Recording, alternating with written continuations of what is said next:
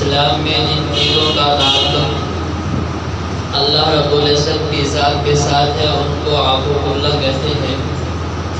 اور جن چیزوں کا تعلق مخلوق کے ساتھ ہے، بندوں کے ساتھ ہے، ان کو حقوق العباد کہتے ہیں۔ حقوق العباد میں سے سب سے جو پہلا حق ہے وہ والدین کا ہے، اس کے بعد باقی رشتے ہیں۔ اللہ تعالیٰ نے قرآن مجید فرقان حمید کے اندر ارشاد فرمایا وَقَضَىٰ رَبُّكَ أَلَّا تَعْبُدُوا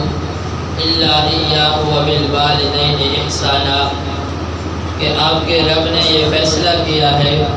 کہ ایک تم عبادت کرو صرف اسی رب کی، اور والدین کے ساتھ حسن سلوک کے ساتھ پیش آؤ،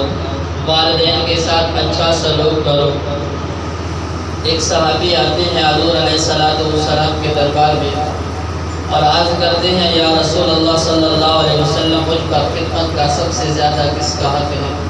تو آپ نے فرمایا تیری ماں کا، تیری والدہ کا۔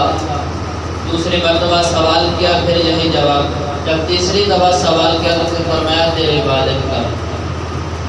حضرت انس رضی اللہ تعالیٰ عنہ سے مروی ہے، آپ فرماتے ہیں کہ حضور علیہ السلام نے فرمایا الجنت تحت اقدام الامہات، کہ جنت ماں کے قدموں کے نیچے ہے۔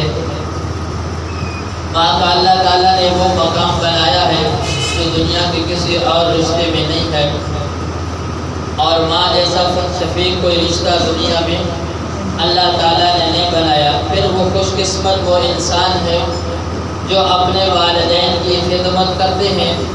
اور والدین کو راضی کرتے ہیں، اور والدین کی رضا میں جو ہے وہ رب کی رضا ہے۔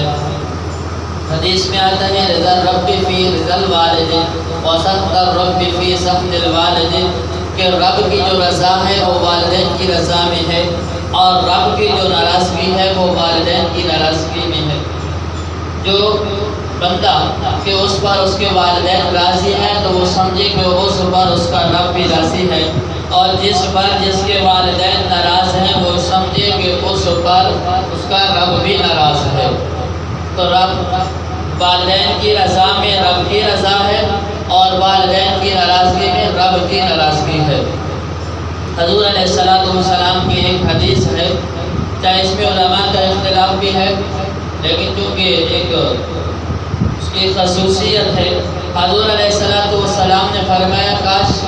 میری والدہ زندہ ہوتی اور میں عشاء کی، بعض روایتوں میں آتا ہے کہ میں عشاء کی نماز پڑھ رہا ہوتا اور میری والدہ مجھے آواز دیتی، میں نماز کو چھوڑ دیتا اور اپنی والدہ کی جا کر بات سنتا۔ تو وہ بات خوش نصیب ہیں وہ اولاد جن کے والدین کا سایہ ان کے سروں پر قائم ہے، اور والدین جس کے لیے دعا کے لیے ہاتھ اٹھا دیں تو اس کی قبولیت میں کوئی شک نہیں ہے۔ مشہور حدیث ہے، آپ نے سنی ہوگی، حضور علیہ السلام کے پاس آپ کے صحابہ تشریف لائے کہ فلاں صحابی جو ہیں وہ مرض الموت میں ہے اور ان کی روح نہیں نکل رہی۔ حضور علیہ السلام تشریف لے کر اس کی والدہ کو بلایا، مختصر کرتا اس کی والدہ ناراض تھی،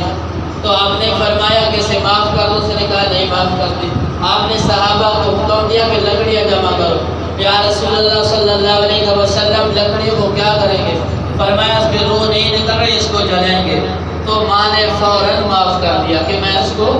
معاف کرتی ہوں۔ ادھر ماں نے معاف کیا، ادھر ان کی روح پرواز کر گئی۔ تو ماں کا ایک ایسا رشتہ ہے۔ حضرت اویس کرنی رحمۃ اللہ تعالیٰ علیہ، آپ نے نام سنا ہوگا، مشہور اللہ کے کامل بلی گزرے ہیں۔ یہ ماں کی خدمت کی وجہ سے حضور علیہ السلام کے دربار میں حاضر نہ ہو سکے،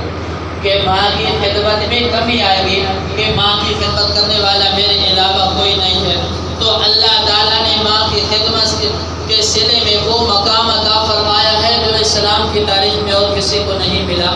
حضور علیہ السلام نے حضرت عمر فاروق رضی اللہ تعالیٰ عنہ اور حضرت علی رضی اللہ تعالیٰ عنہ کو اپنا قمیص مبارک عطا فرمایا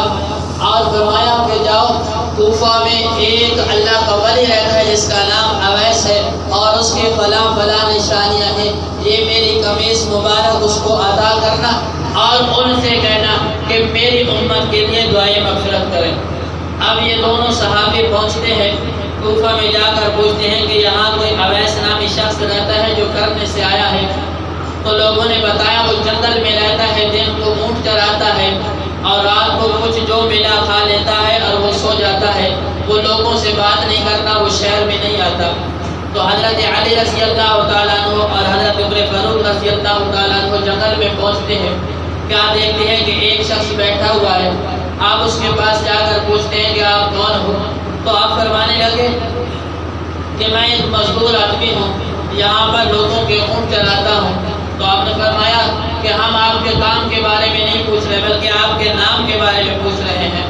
تو حضرت اویس کرنی رضی اللہ تعالیٰ عنہ فرمانے لگے کہ میرا نام عبداللہ ہے۔ تو حضرت عمر فاروق رضی اللہ تعالیٰ عنہ نے فرمایا کہ سارے اللہ کے بندے ہیں، آپ کا وہ نام جو آپ کی والدہ نے رکھا ہے وہ کیا ہے؟ تو انہوں نے وجہ پوچھی۔ تو حضرت عمر فاروق رضی اللہ تعالیٰ عنہ فرمایا کہ حضور علیہ السلام نے ہمیں بھیجا ہے اور یہ قمیص مبارک دے کر بھیجا ہے،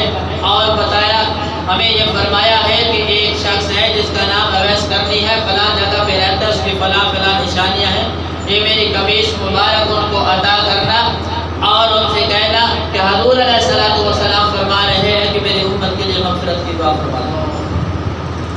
اب انہوں نے نام بتایا، مختصر کرتا ہوں۔ حضرت عمر فاروق رضی اللہ تعالیٰ عنہ نے دیکھا کہ وہ ہاتھ پہ ایک سفید نشان ہے جو حضور علیہ السلام نے بتایا تھا۔ اب وقت مختصر ہے، اب وہ قمیص مبارک ادا کی گئی اور حضور علیہ السلام کا پیغام پہنچایا گیا۔ حضرت اویس کرنی رضی اللہ تعالیٰ عنہ نے وہ قمیص مبارک لی اور ایک جگہ پہ سائڈ پہ ہو گئے، اللہ کے ہاں سجدہ ریز ہو گئے اور اللہ سے دعا کی کہ یا اللہ تیرے محبوب نے یہ قمیص مبارک بھیجا ہے، تو یہ اس وقت تک میں نہیں استعمال کروں گا کہ جب تک آپ حضور علیہ السلام کی امت کو معاف نہیں کر دیں گے۔ تو غیب سے آواز ہے کہ امت کا ایک حصے کو معاف کر دیا، پھر آپ مسلسل دعا مانگتے رہے، پھر غیب سے آواز ہے کہ ایک اور حصے کو معاف کر دیا، پھر آپ مسلسل دعا مانگ رہے ہیں، پھر غیب سے آواز آئی کہ ایک اور حصے کو معاف کر دیا ہے۔ تو اتنے میں حضرت عمر فاروق اور حضرت علی رضی اللہ تعالیٰ عنہ دیر کا سبب معلوم کرنے کے لیے کہ کتنی دیر ہوگی حضرت تشریف لے کے گئے ہیں۔ تو آپ جب پہنچتے ہیں، قریب قدموں کی آہٹ جب سنتے ہیں تو حضرت اویس کرنی سجدے سے سر اٹھاتے ہیں اور فرماتے ہیں اگر آپ اور تھوڑی دیر کر دیتے، تھوڑی دیر اور لیٹ آتے تو میں اللہ تعالیٰ سے حضور علیہ السلام کی ساری امت کی بخشش کروا کر سجدے سے سر اٹھاتا۔ تو کتنا بڑا مقام ملا ہے، یہ ماں کی خدمت کی وجہ سے ملا ہے کہ ماں کی خدمت کی ہے، اور آج اللہ تعالیٰ نے وہ مقام عطا کر دیا ہے کہ امام الانبیاء فرما رہے ہیں کہ میری امت کی مغفرت کے لیے دعا کرو۔ تو یہ ماں کا مقام ہے، اور ماں کے بعد سب سے جو زیادہ حقوق ہیں پھر بہن ہے، بھائی ہے، چچا ہے، تایا ہے، جو سارے کے سارے رشتہ دار ہیں۔ پھر جب بندہ جوانی کو پہنچتا ہے، شادی ہو جاتی ہے، پھر بیوی کا حقوق ہے۔ اب کچھ بیوی کا حقوق ہوتے ہیں، پھر کچھ خامن کا حقوق ہوتے ہیں۔ حضور علیہ السلام نے فرمایا اگر اللہ کے علاوہ کسی کو سجدہ کرنا جائز ہوتا تو میں بیوی کو حکم دیتا کہ وہ اپنے خامن کو سجدہ کرتی۔ اور پھر حضور علیہ السلام نے فرمایا وہ عورت جو اپنے خامن کی بد اخلاقی پر صبر کرتی ہے، تو اس کا خامن بد اخلاق ہے، بات پہ اس کو ڈانٹتا ہے، برا بھلا کہتا ہے، اس کے باوجود وہ صبر کرتی ہے، تو حضور علیہ السلام نے فرمایا کل قیامت والے دن اس کو وہ اجر ملے گا جو حضرت عاصیہ رضی اللہ تعالیٰ عنہ کو ملے گا کہ اس نے فرعون جیسے بدبخت شخص کو برداشت کیا ہے، اس کے ظلم اور بربریت کو برداشت کیا ہے اور صبر کیا ہے۔ اور جو بیوی، جو عورت اپنے خامن کی بد اخلاقی کو برداشت کرتی ہے، اس کو حضرت عاصیہ رضی اللہ تعالیٰ عنہ کا مقام ملے گا۔ اور وہ خامن جو اپنی بیوی کی بد اخلاقی کو برداشت کرتا ہے، اگر بیوی کو سخت الفاظ کہہ دیتی ہے تو وہ اس پہ صبر کرتا ہے، تو اللہ تعالیٰ نے فرمایا، اللہ کے نبی نے فرمایا کہ کل قیامت والے دن اس شخص کو حضرت ایوب علیہ السلام کہ صبر جتنا اس کو اجر ملے گا، کہ حضرت ایوب علیہ السلام نے کتنی مصیبت اور تکلیف برداشت کی ہے، اس کے بعد جو مقام ملا ہے، جو بندہ اپنی بیوی کی بد اخلاقی پہ صبر کرتا ہے، اللہ تعالیٰ حضرت ایوب علیہ السلام کے صبر جتنا اس کو اجر عطا فرمائیں گے۔ اب کتنا بڑا اجر ہے اگر ہم اپنے نبی علیہ السلام کی شریعت کو دیکھ لیں تو آج جو ہمارا معاشرہ تباہ ہوا پڑا ہے یہ تباہ نہ ہو، جو بات پہ لڑائی ہوتی ہے، اگر ہم دیکھ لیتے کہ میرے نبی علیہ السلام نے اس معاملے کے بارے میں کیا رہنمائی فرمائی تھی تو کاش کہ آج ہمارا معاشرہ نہ بگڑتا۔ ہم جب اپنی بیٹی کو گھر سے رخصت کر رہے ہوتے ہیں تو آج جو ہمارا معاشرہ بنا ہوا ہے، اس کی اماں اسے تربیت کر رہی ہوتی، بیٹا وہاں نوکرانی بن کے نہ رہنا، ان کے نیچے تلے لا کے، پنجابی میں کہنا تلے لا کے پتر نہ روی، ہاں بعد تو نوکرانی بنی روی۔ حضور علیہ السلام کے زمانے میں ایک عورت اور ایک اس کا خامن کہیں تجارت کے لیے جانے لگا تو اپنی بیوی کو نصیحت کر رہا ہے کہ جب تک میں سفر سے واپس نہ آؤں آپ نے اس گھر کی دہلیز سے باہر قدم نہ رکھنا۔ بڑی توجہ سے سننا، بڑی کام کی حدیث ہے کہ جب تک میں واپس نہ آؤں اس گھر کی دہلیز سے قدم باہر نہ رکھنا۔ کیا ہوا؟ وہ شخص چلا گیا تجارت کے لیے، بعد میں اس عورت کا بھائی آتا ہے، کہتا ہے کہ اے میری بہن، باپ انتہائی بیماری کی حالت میں ہے، مرض الموت میں ہے اور آخری وقت ہے، آकर اپنے باپ سے ملاقات کر لے۔ تو وہ کہنے لگی پہلے جا جناب محمد رسول اللہ صلی اللہ علیہ وسلم کے دربار میں جا اور جا کر عرض کرنا کہ میرا خامن مجھے منع کر دیا ہے کہ گھر کی دہلیز سے باہر قدم نہ رکھنا۔ اگر حضور علیہ السلام نے اجازت دے دی میں جاؤں گی، نہیں تو نہیں جاؤں گی۔ اس کا بھائی جاتا ہے حضور علیہ السلام کے دربار میں، سارا معاملہ عرض کرتا ہے۔ حضور علیہ السلام فرماتے ہیں اگر اس کے خامن نے اجازت نہیں دی ہے تو میں محمد صلی اللہ علیہ وسلم بھی اس کو گھر سے باہر نکلنے کی اجازت نہیں دیتا۔ پھر بعد میں اس کا بھائی آتا ہے کہ باپ تڑپتا رہا تو باپ کے چہرے کو دیکھنے کے لیے نہ آئی، آخری وقت میں ملاقات کے لیے نہ آئی۔ اب تیرا باپ اس دنیا سے رخصت ہو گیا ہے، اب آخری وقت ہے، اب اپنے باپ کا چہرہ دیکھنے کے لیے آ جا۔ پھر اس عورت کا یہی الفاظ تھے کہ پہلے جا میرے محبوب کے دربار میں جا کر عرض کرنا کہ میرا والد اس دنیا سے رخصت ہو گیا ہے اور میرا خامن منع کر کے گیا ہے۔ اگر حضور علیہ السلام نے اجازت دے دی تو تیری بہن اس گھر کی دہلیز سے باہر قدم رکھے گی، نہیں تو قدم نہیں رکھے گی۔ وہ حضور علیہ السلام کے دربار میں جاتے ہیں، عرض کرتے ہیں یا رسول اللہ والد صاحب کا انتقال ہو گیا، اگر میری بہن کو اجازت ہو۔ حضور علیہ السلام نے پھر وہی الفاظ ارشاد فرمائے کہ اگر خامن نے گھر سے باہر نکلنے کی اجازت نہیں دی ہے تو میں محمد اجازت نہیں دیتا۔ اب کیا ہوا؟ والد کا جنازہ اٹھایا گیا، بہن کے گھر کی دہلیز پہ لا کر رکھا گیا اور پھر بہن کو کہا گیا کہ تم تو باپ کو ملنے کے لیے نہ آئی، اب تیرے باپ کا جنازہ، تیرے باپ کی میت تیرے گھر کی دہلیز پہ آ گئی ہے، اب آپ اور اپنے باپ کا چہرہ دیکھ لے۔ وہ بہن جاتی ہے، اپنے والد کے چہرے انور کی زیارت کرتی ہے اور باپ کے قدم پکڑ کر اللہ کے ہاں سر بسجود ہوتی ہے، اللہ کے ہاں اللہ کے حضور دعا کرتی ہے یا اللہ یہ میرا والد ہے، آخری وقت میں تڑپتا رہا لیکن میں نے تیرے محبوب کی شریعت کے خاطر، میں نے تیرے دین کی حد کو خراس نہیں کیا ہے، اپنے والد کو تڑپتا چھوڑ دیا، مرض الموت میں چھوڑ دیا۔ اپنے والد کے آخری وقت میں جب وہ اس دنیا سے رخصت ہو رہا تھا، ہر بہن کی، ہر بیٹی کی خواہش ہوتی ہے کہ وہ اپنے آخری وقت میں اپنے والدین کے پاس جائے، کچھ باتیں کر لے، کچھ اپنے والد کا زندہ آخری وقت میں چہرہ دیکھ لے، لیکن میں نے سب کچھ قربان کر دیا ہے۔ یا اللہ تیری محبوب کی شریعت پہ میں نے آج نہیں آنے دی ہے، یا اللہ یہ میرا والد چلا گیا، دیکھ میں نے سب کچھ برداشت کر دیا ہے لیکن تیری شریعت کی خلاف ورزی نہیں کی ہے، یا اللہ آج میں تیرے سامنے ہاتھ اٹھا کر دعا مانگتی ہوں، یا اللہ میرے والد کو معاف کر دے، یا اللہ میرے والد کو معاف کر دے۔ وہ بہن دعا مانگ رہی ہے، باپ کا جنازہ اٹھا، جنازہ پڑھا گیا، اس کو باپ کو دفنایا گیا، وہ بہن نے مصلی سے نہیں اٹھی، وہ مصلی پہ بیٹھ کے دعائیں مانگ رہی ہے، یا اللہ میرے والد کو معاف کر دے، یا اللہ میرے والد کو معاف کر دے۔ رات کا وقت ہوتا ہے، اس بہن کی آنکھ لگ جاتی ہے، جب آنکھ لگتی تو خواب میں والد کی زیارت ہوتی ہے، وہ بہن پوچھتی ہے ابا کیا بنا ہے؟ تو والد عرض کرتے ہیں کہ اے میری بیٹی، جو تو نے میرے قدم کو پکڑ کر اللہ سے دعا مانگی ہے، اس دعا کا صدقہ کر کے اللہ تعالیٰ نے مجھے معاف کر دیا۔ کاش آج ہم اپنی بہنوں کی، اپنی بیٹیوں کی، اپنی بیویوں کی ایسی تربیت کرتے۔ اگر آج آپ میں سے ہر ایک اپنے دل پہ ہاتھ رکھ کر یہ بات سوچے، اگر آج بھی کوئی عورت ہوتی اور اس کے والد کا آخری وقت ہوتا، وہ کہتی ہے خامد اگر طلاق دیتا ہے تو دے دے، میں نے اپنے والد کے آخری وقت میں اپنے والد کا دیدار کرنے کے لیے جانا ہے، ایسے ہوتا کہ نہ ہوتا؟ یہ ہماری تربیت ہے۔ اگر آج ہم اپنی بہنوں اور بیٹیوں کی ایسی تربیت کریں تو یہ ہمارا معاشرہ بگڑا ہوا ہے۔ اللہ تعالیٰ ہمارے حالات کو یکسر بدل دے، وہ غفور و رحیم ذات ہے۔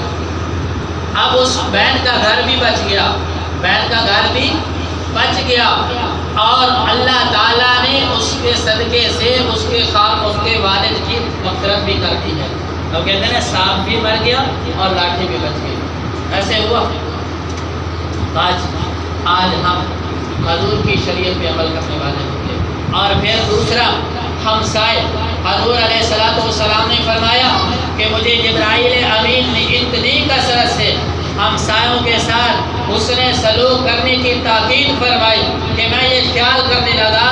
کہ ہمسائے کو وراثت میں حق دیا جائے گا، وراثت میں حق اس قدر کثرت سے ہمسایوں کے ساتھ حسن سلوک کی مجھے تاکید کی گئی کہ میں یہ خیال کرنے لگا کہ ہمسائے کو وراثت میں حق دے دیا جائے گا۔ اور حدیث میں آتا ہے المسلم من سلم المسلمون من لسانہ و یدہ، کہ مسلمان وہ ہے کہ جس سے دوسرے مسلمان اس کی زبان اور ہاتھ سے محفوظ ہوں۔ کیا ہمارے ہمسائے ہمارے شر سے محفوظ ہیں، ہماری زبان سے محفوظ ہیں، ہمارے ہاتھوں سے محفوظ ہیں؟ کیا ہماری وجہ سے ہمارے ہمسائے کو تکلیف تو نہیں پہنچتی؟ ہمارے کسی قول سے، ہمارے کسی فعل سے ہمارے ہمسائے کو تکلیف تو نہیں پہنچتی؟ حضرت سیدنا ابوبکر صدیق رضی اللہ تعالیٰ عنہ،